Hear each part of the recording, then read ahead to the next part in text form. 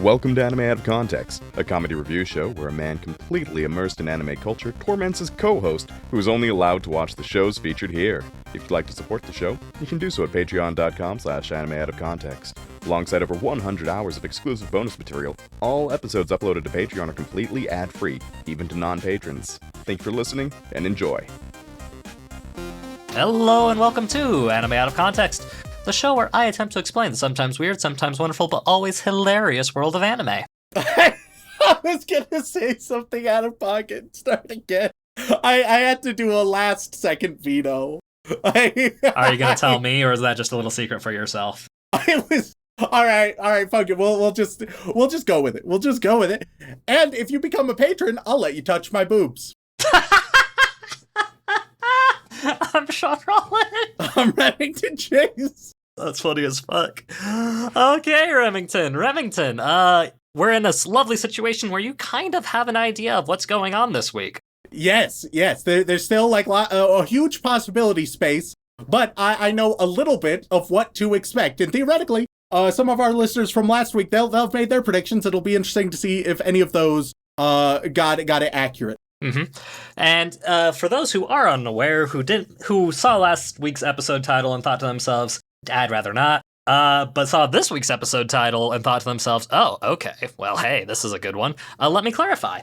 In the middle of last week's episode, Remington was bitching and moaning about the issues of what I decided to show him so far this year. And to counteract what he put forward, I gave him the option of giving me two criteria to decide this week's episode. And based on those two criteria and the 10 minutes I've had in between recording, I have come up with a lovely option. And those two criteria were, first and foremost, he wanted either a mystery or a horror. Yep. Two of Remington's favorite genres, as we have learned ever so recently and have known for many years. Yep. And also, he wanted something that wasn't fucking slop. He wanted something with heart, something with real passion behind it. He wanted something that will actively make him understand that the artist had a vision and wanted to go forward with it. Not necessarily that it was good, but with that criteria, having the understanding that the pretty damn good chance it was going to be good based on artistic liberties and whatnot. Yeah. And Remington, do I have a fucking doozy of a show for you? Oh, all right, let's do this. I'm in for a doozy, baby. Yeah, and I'm going to be honest with you, Rem. I was saving this one for, like, future collaborations. Hey, get fucked, whoever we would have collaborated with. Because, you know, movies are much easier to collab with people on. Yep. So we're watching a movie today, Rem. Okay, all right, cool. And tell me, Rem, do you remember the name Satoshi Kon? Satoshi sounds so familiar. Mm-hmm. Satoshi Kon is that... I'm sort of just... I'm using context clues, more or less, from being like horror, mystery, movie. And maybe that's not the right direction to go. But is it Perfect Blue, homie? Correct. Hey, context clues. Yeah, Satoshi Kon was the original director and script author for Perfect Blue, as well as Hell yeah. Tokyo Godfathers. I think you've told me that, but I did not remember it at all. I've told you in both those episodes, yep. Yeah, that checks out. Yeah, Satoshi Kon movies are very famous. He only had a handful of them. But all of them are more or less very beloved. And I've been saving this one for a hot minute because I thought, this could be a good collabo episode. But since your impassioned outcry last week, I thought to myself, well, hey, this now seems like a good time. And plus, it's been a long-ass time since I watched it for research, so this is a good chance for me to rewatch it as well. All right. Because, Remington, the movie we're going to be watching today is 2006's Paprika. A lovely spice. Yes. Though this time, Paprika is actually the name of our main character. Okay, sure. To preface things a little bit, what do you remember from the other two Satoshi Kon movies we covered? Like, in terms of vibes and storytelling, what did they inspire in you? There was a great sense of complex humanity, often melancholy, often casual brutality, Mm-hmm. and heart. Those are a lot of common threads. Mm-hmm. And you really enjoyed both of the movies we covered. Yeah. Yeah, like Perfect Blue is a phenomenal movie that makes you feel awful. Oh yeah, Perfect Blue is it's an anime that, you know, I'm ashamed to say it's just so damn good. It is Mm-hmm. it is genuine peak shit. Yep. And Perfect Blue is, we talk about it a lot, it's the bastardized horror genre of a thriller. Yep. Paprika falls in the same genre. Oh, okay. Yep, it is a thriller mystery is how they describe it. Ooh, I'm all right. I'm in. Mm-hmm. And some of the tags on the Mal page, for example, are like avant-garde, Hell yes. suspense, psychological. Psychological, avant-garde, weird and pretentious. That's my shit. Mm-hmm. And this movie is widely beloved by a lot of people. Not quite as many as Perfect Blue, but let me just say there's definitely a lot of overlap in the audiences.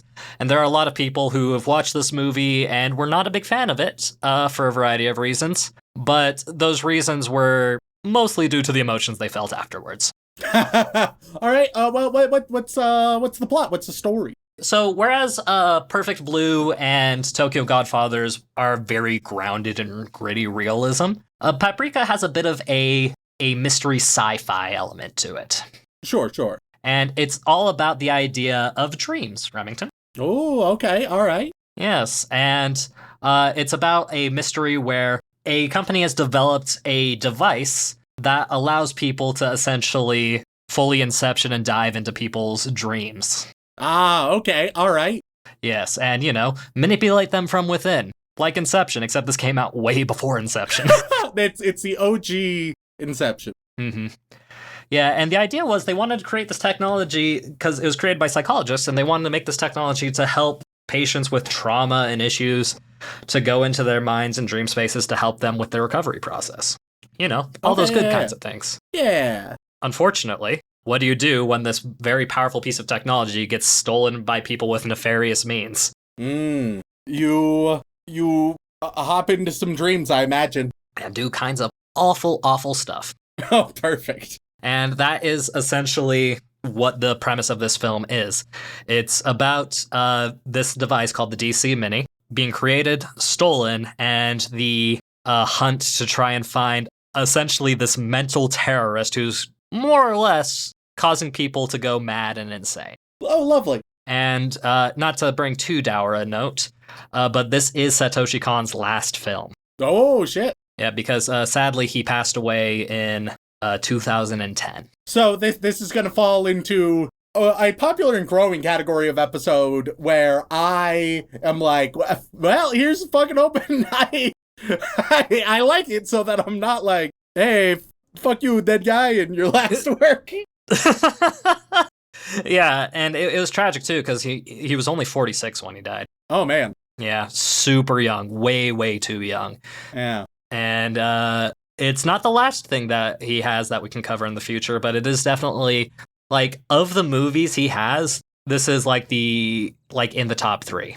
Goes Perfect Blue, Paprika, and Tokyo Godfathers are the ones that people usually think of when they think of Satoshi Kon films. God damn. So really, it'll be interesting to see what you think of this, and hopefully, Rem, both I succeeded in on the fly picking a movie for you, and you succeed in not, you know, dishonoring one of like the most profound directors of the early 2000s and late 90s. Let's hope, Sean. I'm optimistic, but nothing is ever a guarantee. Mm-hmm. And I look, man, genuinely, as somebody who hasn't watched it in a couple years, off the top of my head, I'm struggling to think of anything that comes to mind that you would have major gripes or issues with. Like, I think this is going to be a nitpicky episode for you, my guy. Ooh, okay, all right, interesting. Yeah, and if I'm wrong, I'm wrong, but it's Satoshi Kon's last film. It was animated by Studio Madhouse, who, you know, made some of the best shows out there, you know, Death Note, Place Further Than the Universe. Woo. Let's just not talk about how, you know, awful of a company they are these days, but man, oh man. With all of the really good shows under their belt, it's like there's a lot behind this movie, and I look forward to having the opportunity to watch it again. Honestly. All right, let's do this shit. All right, so without further ado, let's go straight into it. Let's go watch the 2006 hit film, Paprika. Yeah. And we are back after watching the entirety of the 2006 Satoshi Kon film, Paprika. And Rem, wouldn't you say that was a nice, simple, easy-to-digest film? Oh, yeah, nice and easy, very straightforward. Yeah, and I think it fit the brief perfectly.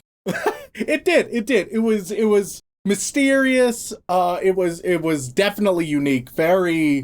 I mean, they didn't phone it in. All right, No. and thank God. No. Thank God for that. Yeah, you might say that this was a this was an extreme response to your query.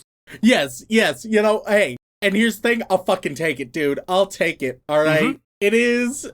It is the equivalent of going from like a sensory deprivation chamber that has been the slop thus far of 2025 and throwing them into a crazy dream parade, truly. A dream parade that will probably be echoing in your mind for the foreseeable future. Oh yes.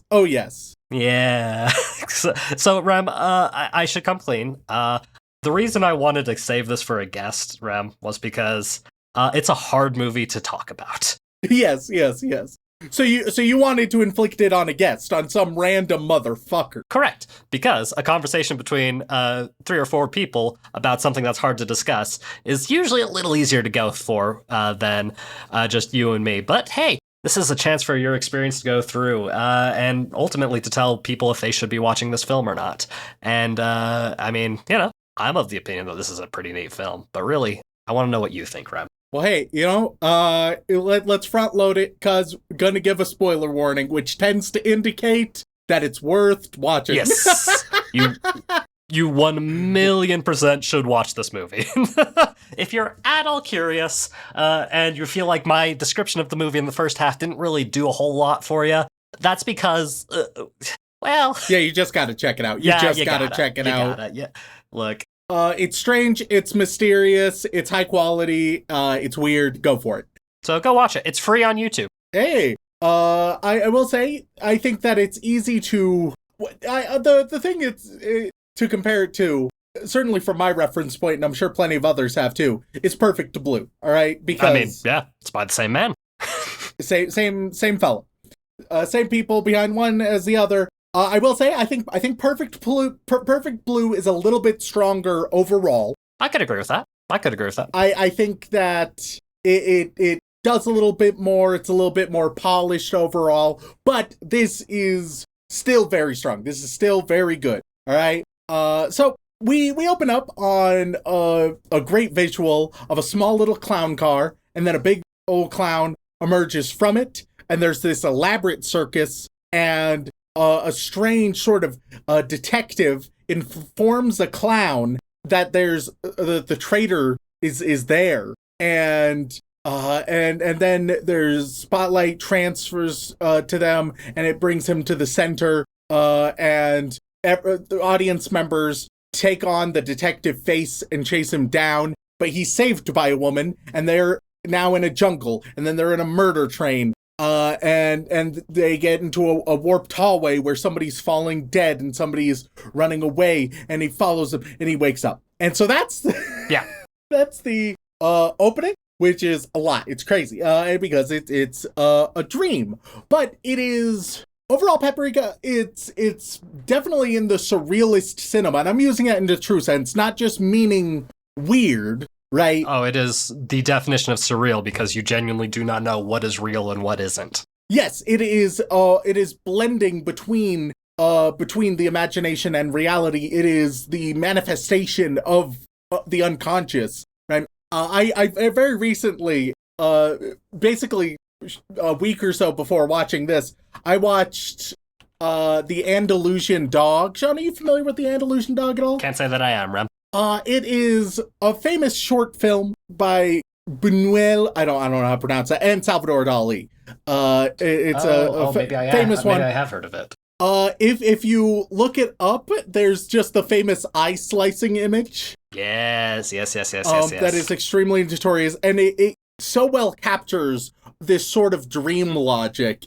And it was a great and very unintentional pairing with Paprika, because just getting all of this dream logic, the unconscious manifestations, in such a well thought out way. It's not easy to do, but I think that Paprika certainly does, and it just blends it so complexly. But we'll touch on surrealism and notes about that later. Yeah.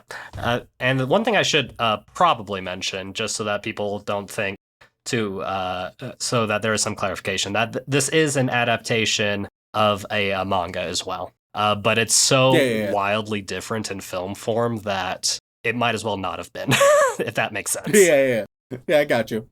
So we see that the woman who saved the detective, that is indeed Paprika, the detective Kanakawa, and the woman is using a DC Mini. All that you need to know is they got a device that they can enter people's dreams. Mm-hmm. All right? And that's just a thing that exists. And it's clear that the detective has fallen for her. Paprika then sort of transforms as she goes. We get this lovely reality warping intro for the movie, which is delightful.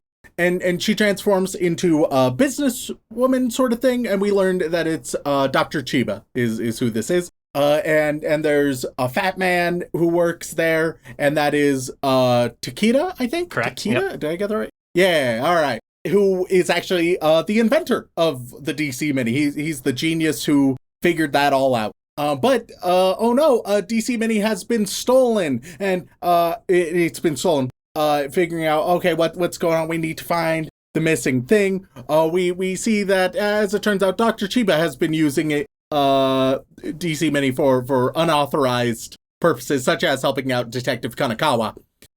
She's been doing that sort of thing, but there's further troubles. That's not the only issue going on. We meet the chairman, we meet another coworker, we meet the chief, just a handful of other characters, right? But then the chief, who's just this short, older scientist, he starts talking nonsense and then straight up jumps out of a window. And they're like, Jesus Christ. It turns out that he was being forced to dream and to perceive his dream in the actual world. And it was this vibrant dream parade. And somebody who was in that dream is Himuro. Himuro? Where's the emphasis on that one? The emphasis... How do you pronounce Himuro? Himuro. It doesn't sound right coming out of my mouth. I mean, most things don't sound right coming out of your mouth, my man. I believe it's Himuro. Himuro, all right. So him who... he's the assistant of Takeda, and he shows up and they're like, oh, he's the one causing problems. So they break into his place. It's like this cluttered toy workshop. Then Dr. Chiba, she's looking around. She ends up through just the apartment in an abandoned amusement park, and is like, oh, this is very strange and weird. And she jumps, and she almost accidentally jumps off the building. She was being sort of infiltrated into a dream logic there, but she was saved. The chief is alive, but struggling. So Dr. Chiba, as Paprika, enters his dream and wakes him up and makes sure he's okay, because he was getting fucked up from the inside out. All this, everything I've covered now, that's about 20 minutes of the runtime. Oh, There's yeah. a lot. Yeah, There's it's a an hour lot and a half going on. long film. So... Yeah. Like, it's not a long movie, but it has a lot happening. Yeah, the novel that this was originally based on came out in 1993, and I can't remember exactly how many pages, but it's like 50-something chapters or something. So... Yeah. So, there's a lot. There's a lot. Yes.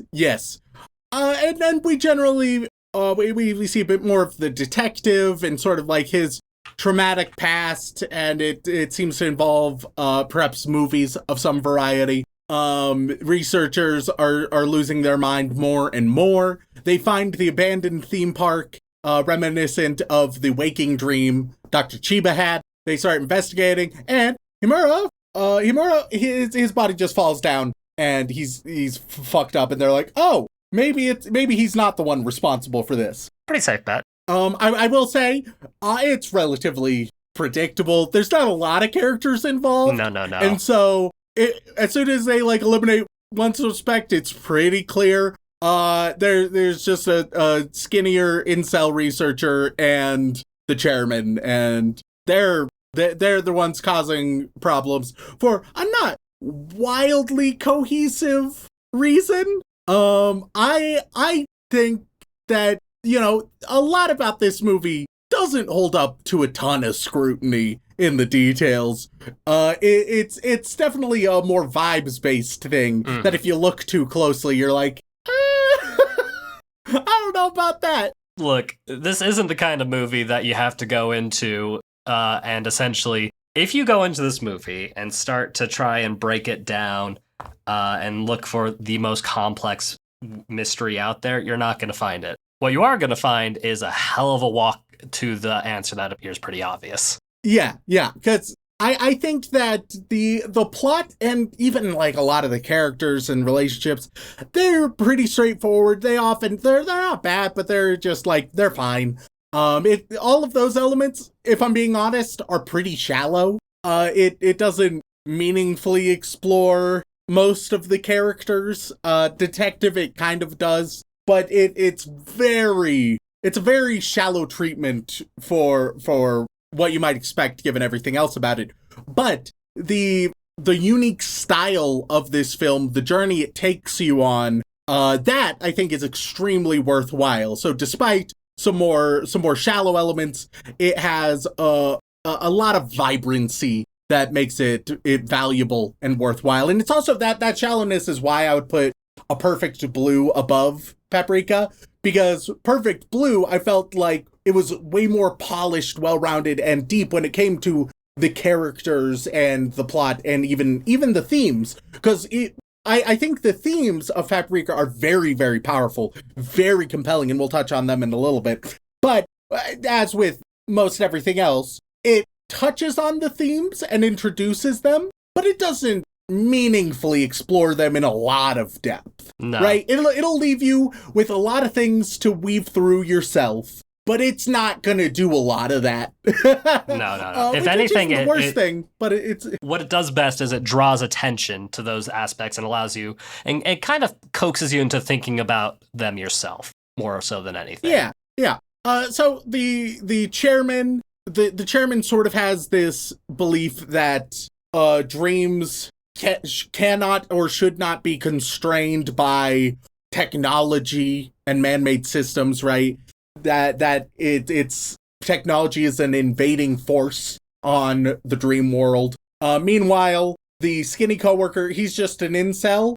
He hardcore. loves Dr. Chiba, and this is just a power play for him. It's very straightforward. It's neither one of our antagonists get a lot going on, but that's fine. And we get a lot of back and forth throughout the dreams as Paprika ends up getting trapped and pinned, but then will later get saved. There's a dramatic chase with the detective and everything as the detective sort of finds himself. The chairman and the incel argue a bit, allowing an opportunity for the detective and Paprika to get the fuck out of there. Once they seem like they've escaped and everything seems better, that's when they realize the extent of how everything has gone wrong. Namely, now dreams are seeping into reality itself, and they are wreaking havoc. There's a very casual and whimsical mass suicide. Yes.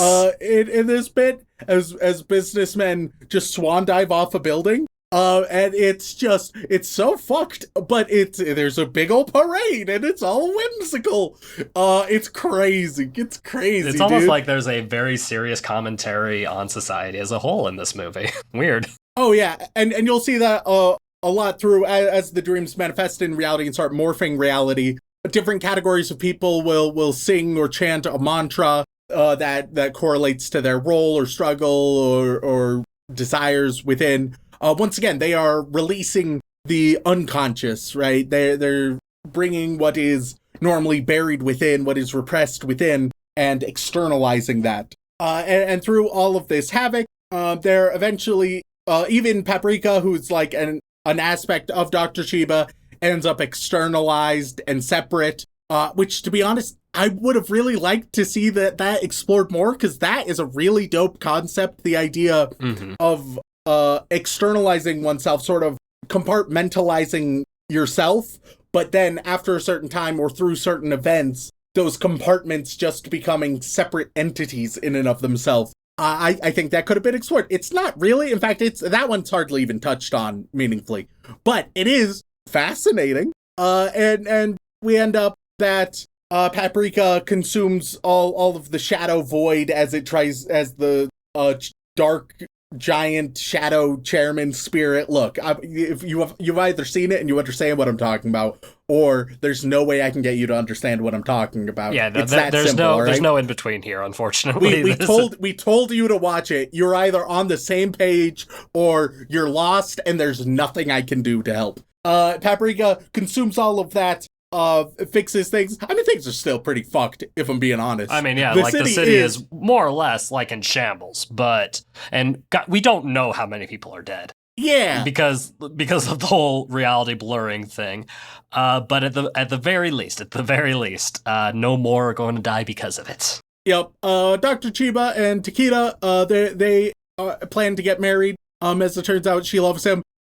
I think that romance could have been interesting. It had strong elements, wildly underdeveloped. And the if anything, I think it would have been fascinating if you had the full externalization of Paprika, right? Mm-hmm. Dr. Chiba ends up with Takeda, and then Paprika ends up with the detective, and they just exist as separate entities. Well, hey, complete side tangent here. That sounds a little familiar to how one of our recent RPG campaigns ended.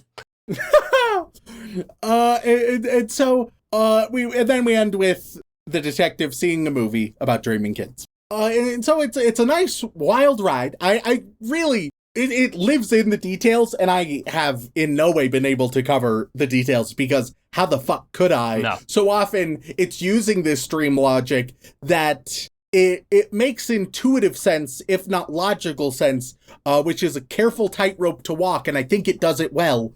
But it's also, all of that is hell to explain. So I'm not gonna try. There's great visuals, amazing transitions, very strong animation and imagination all throughout, right? You just have to take my word for it. If somehow you haven't watched it, still go check it out. And very much it's also got the vibe of a kind of a love letter to film as a whole.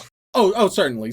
There's definitely that element, especially with the detective. I think that there's some really fascinating themes that it touches on as well, right? There's the theme of sort of escapism and its relationship with obsession, the boundaries between the self and other, and how through being able to enter someone's dream, or really enter their psyche, enter their mind, but then also being able to externalize the psyche and the dream world into this sort of like collective unconscious on a societal level, all wildly fascinating. And then there's the dichotomy between organic imaginative freedom versus technological systemization that is just very neat, and that sort of conflict, which really we get back to surrealism, which was all about figuring out how to externalize the unconscious. There was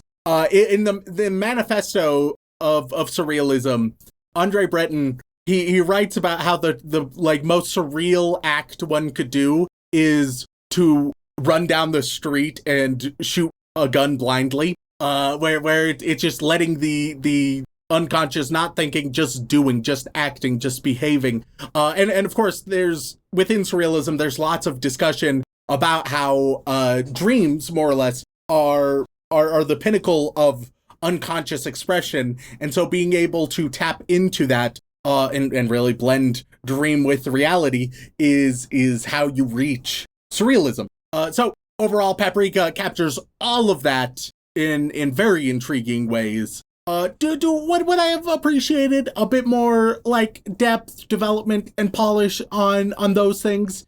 Yeah, I do, because I think that Paprika is, like, conceptually 10 out of 10, but it's a little bit lacking psychologically and emotionally. Nonetheless, even with those faults in mind, it's still very worthwhile, very special. You're not gonna find much like this movie. Yeah, it's a hell of a send off for being Satoshi Kon's last film. You know. Oh man. Yeah. And the thing that I usually find especially prominent is just how the movie ends. The final scene of the film. Yeah. Just detective going to the movies, and look at that. You know, All the movies we've covered so far by him are just in the movie posters, and then the movie ends. yeah. Takes on whole fucking new meaning, eh? Truly an extraordinary just a creator, and being able to bring these things to life in such vivid and fascinating ways. Yeah, real good shit. Yeah. And of course, it wasn't just Satoshi Kon by himself, but you know, Yeah. when we talk movies, you got to talk about the director and the scriptwriter, and he was both for that. So you know, Yeah. I'll say, hey, if you like Paprika, check out An Andalusian Dog. It's like 20 minutes, and it while not quite as perhaps bombastic, it captures that dream logic in a fascinating way. If anything, a bit more of an uncomfortable way. I remember that eye scene. I have trauma because of that eye scene. Thank you very much, Rem. Yeah, it's tremendously fucked. Yeah, like I didn't remember the name of the film, but as soon as I Googled it and saw the fucking woman sitting in the chair, I was like, oh, this. No, thank you. Yeah, yes. I'm done. I'm good here. We're good here.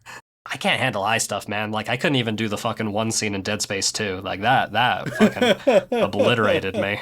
But, yeah, no, Paprika, it's a fantastic, fantastic film. And, like, even if at this point you were unconvinced by us and decided to listen to this episode without watching the movie, go watch it. I promise you everything we've said here will definitely not take too much away from your experience, let me tell you.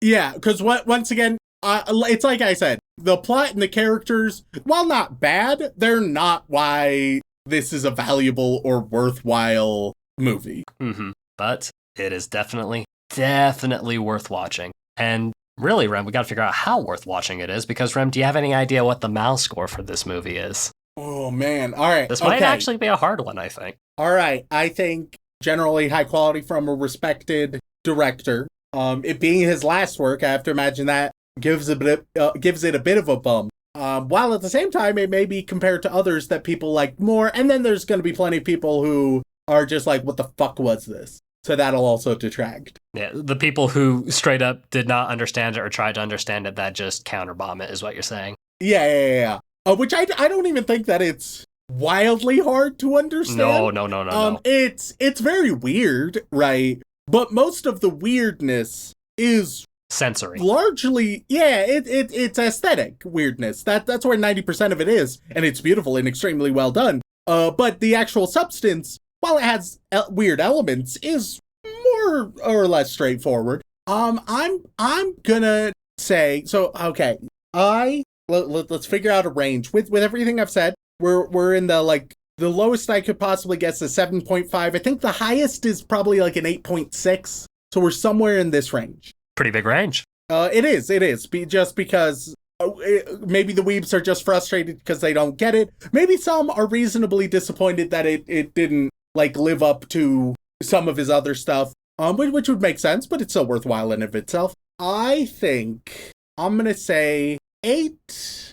I'll probably just largely split the difference between my ranges. 8.11. Is that your final answer? Sure. Sure, okay.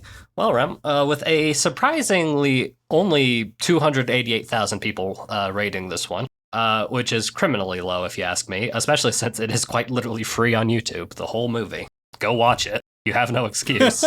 Paprika is sitting nice and pretty at 8.04. Okay. So pretty damn close.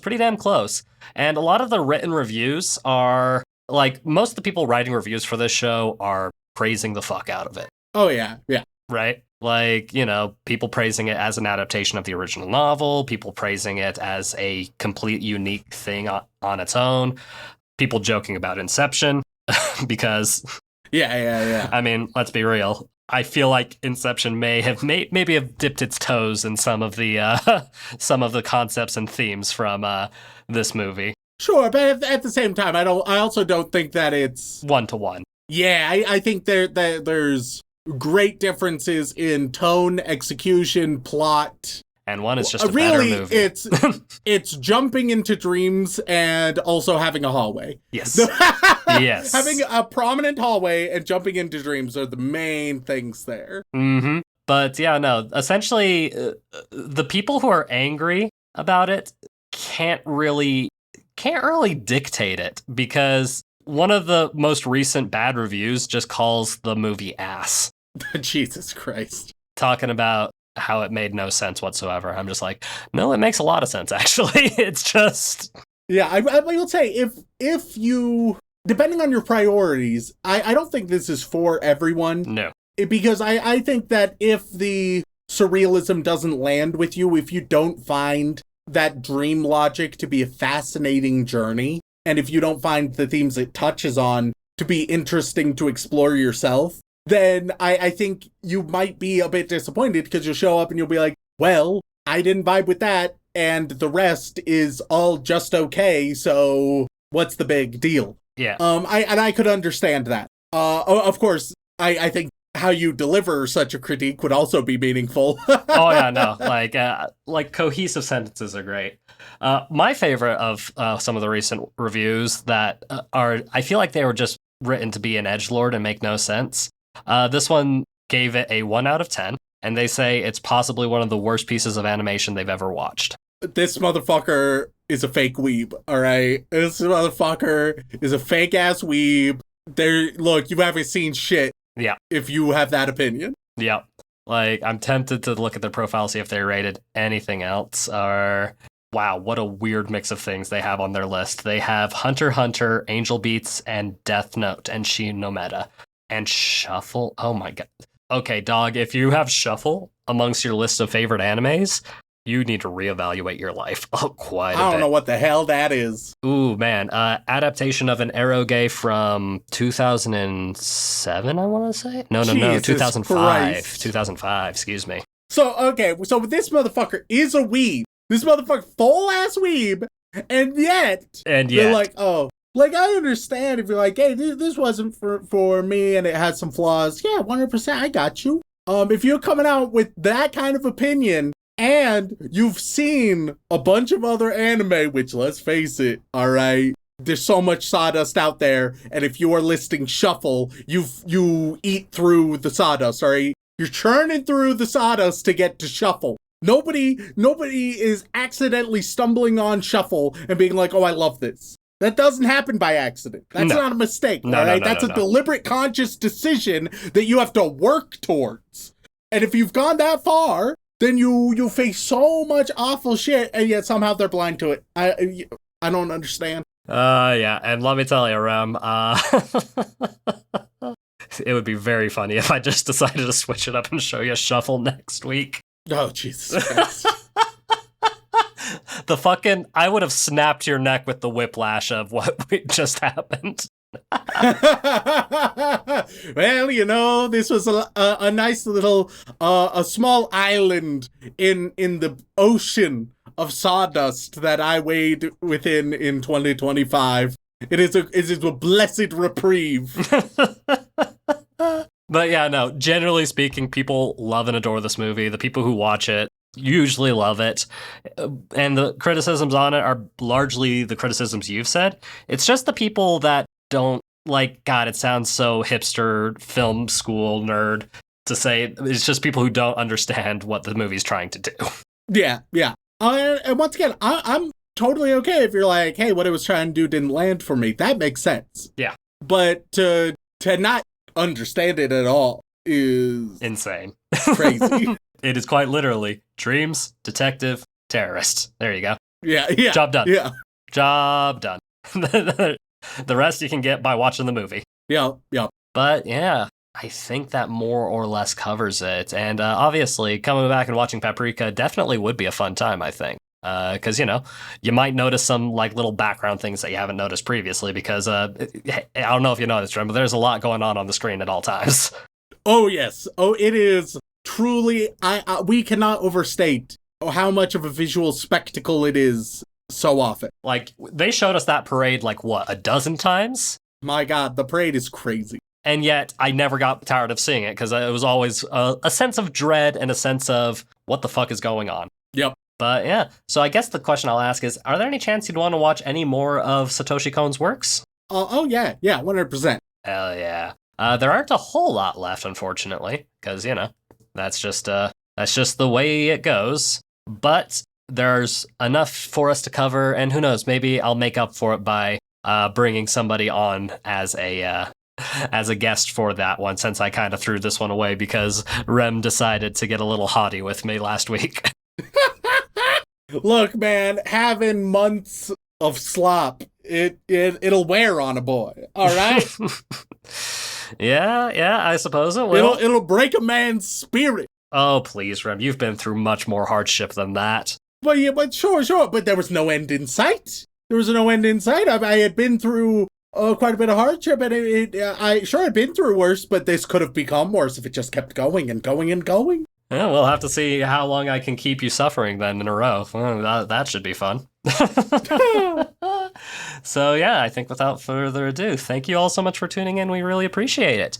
If you enjoy Remington getting finally some good fucking food, well spiced and everything, then please head on over to wherever you get your podcasts and leave us a review. They mean the world to us, and we do read every single one. And if that is still not enough for you, twitch.tv/anime out of context, where myself, Dylan, and Remington occasionally play video games very poorly, and I have finally started streaming again because yippee-ki-yay. He's back, baby. I'm back, and man, oh man, I will say my first stream back ended up with, me with 20 minutes of me chatting with some friends about One Piece characters and their fuckability.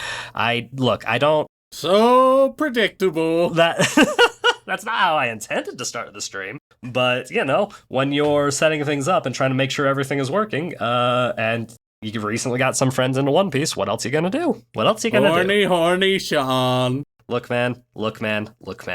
I know what I'm about, all right? And there are some characters in One Piece that, oh yes. But that's besides the point. That's what we're here to talk about.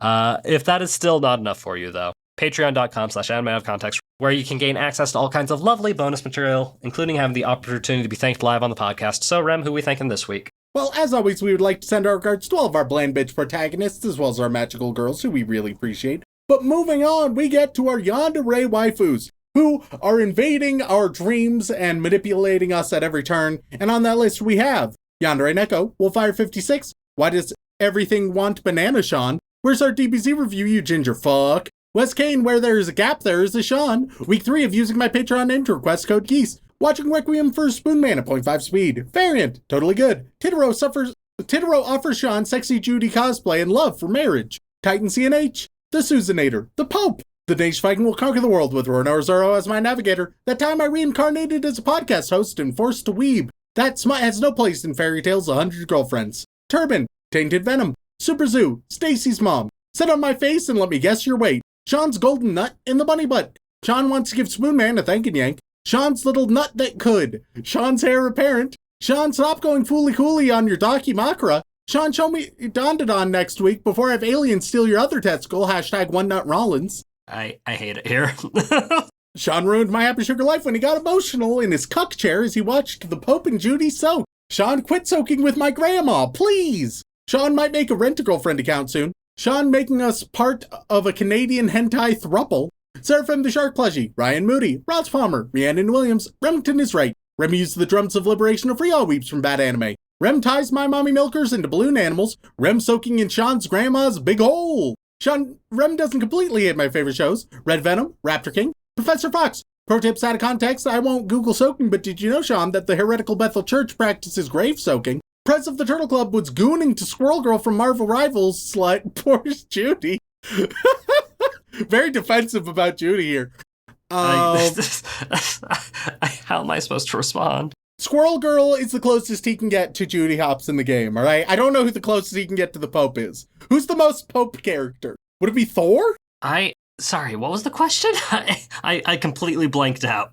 You love Squirrel Girl in Marvel Rivals because that's the closest to Judy Hopps. What character is the closest not why to the I like Squirrel Girl. Wait a minute. What character is the closest to the Pope that you would also love? Adam Warlock might be a good candidate. Doctor Strange kind of has the fit. I think I'm leaning towards Adam Warlock, but if somebody else has other recommendations for the Pope stand-in, then, but yeah, so there you go, Sean, another character for you to try out. So that way you'll have your two loves. I don't know if I like his kid all that much, though, is the thing. Hey man, you married him. I don't think I did. I don't think I did. We have PJ Turtle. PJ's addict. Yo mama so fat she can fill fuck orbs big hole. Petition to make Dylan a bunny maid for Sean. Paco Musico, one of Sean's 10 poly bunny waifus. Okay, Google, play Sean Rollins soaking compilation.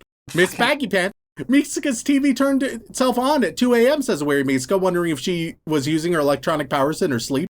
Mikeka 7 Hierto, Macaroni Uchisa, Lucky Stars the King of Moe, Link Jokerl, Nerd 98, King Rich Rock, Cassidy, Jax, Jam Hands, Jake Dent. Is this Spoon Man or Moon Spam? Implanting Sean's other nut in my own body so I can absorb his weeb power. I'm making Rem say ethnic slurs until you bring back the Chevno Musco tier, Sean, you redneck. I will never get more Ace of the Diamond, now I cry. I did the jump hump for Rem and Sean soaking. I can't believe I made him count for this. Hoffner, 1962. Had to get glasses because my eyes suck. Gordon Ramsay's raw sausage. Glenn Michael Dolan. G-Thing 72. Fern the Fern. Farmer Weeb's Utah Joke of the Week. How can you tell you're at a Mormon wedding? The bride's not pregnant, but her mother is.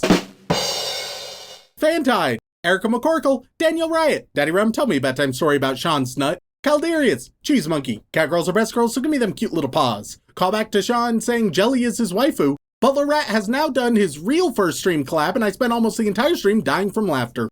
Rock hard for you dudes, now get out of my fucking sight before I piss on you too. Boring Siren, Blarf, Blackout Drunk before butt stuff, says Misaka. Bento Kato, and every day that Raven comes to visit, says Misaka. Amazing Muffin, Aisha Gudgy, a my piece of trash. And now we move on to the Boy Wizard tier. Sean, what are they gonna get this week? Oh, man. You gave me a great idea. I'm going to give them Salvador Dali stuff. Hell yeah. We start with Umbrasite. You know, appropriately, the infamous film still from Un Chien Andalou. Hey. Truck-Goon Operator number 42. The classic Persistence of Memory. That Mouse Girl. Dream caused by the flight of a bee around a pomegranate a second before awakening. Thanks to Super Soaker Sean, my sister and I have never been closer. Hashtag don't fuck your sister. Well, I feel bad about giving you this one now. The Great Masturbator. Wow! Look, blame Dali, don't blame me! Oh, Spoonman the Aristocrat. The Disintegration of the Persistence of Memory. Silent Secondary. The Discovery of America by Christopher Columbus. Shilling time for Bang Dream. It's Mygo and Ave Mujica, says Misaka, as Misaka nods in agreement. The hallucinogenic Troador? Scourge has Misaka and an in-real-life girlfriend now. That can't be real. Our audience can't have partners. That's strange. The Voyeur. Sammy K is all caught up after remembering she's a patron. Cabaret Scene. Rosecop. Crystalline Still Life. Pokemon Conquest is the best obscure game. Figures in a Landscape at Ampuradon. Nurikaza, hashtag SONR, soaking one not Rollins. La Giornata. Monogatari is everything you ever said you like in an anime. This week it is creative, distinctive, fresh, and different. Late Night Dreams. Misaka wants to know why you played Harikage. Why? Yells Misaka as she scolds Rem. Still Life. Good luck guessing which one. Misaka still wants to know why you played that song. Why did you play Harikage? First Day of Spring. Misaka is a regulation listener that used to listen to Face Jam, but now listens to 100% Eat, says Misaka.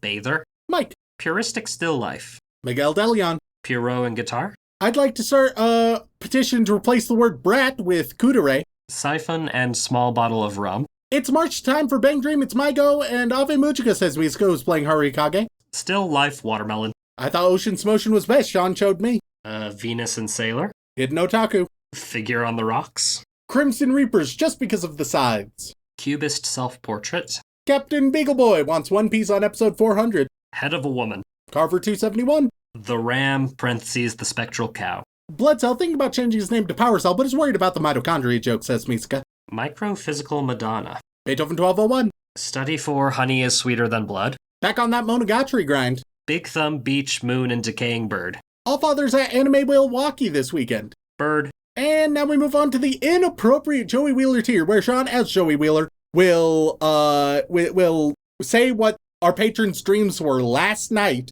and I will interpret them. We start with Sean's trade offer. I get your hand in marriage, and you get unlimited Dakimakura funds for Dakimakura. Wait, are they trying to petition me specifically? I thought they had to Yeah. petition you. No, the other one, there's one petitioning you, one that's petitioning me for you. I see. I was wondering how this was being coordinated. Let's see. Last night you dreamed. Excuse me, that doesn't sound very Joey Wheeler. Oh, excuse me. Sorry. Hey, Yugs! you gotta do a hey Yugs every once in a while to get things going.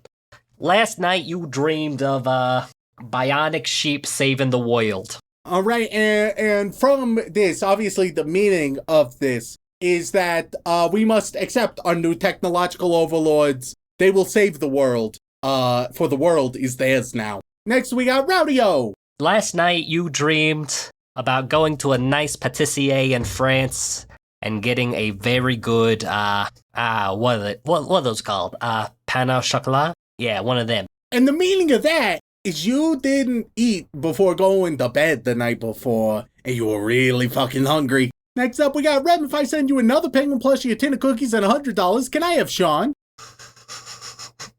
I can't tell if that's cheap or a lot. The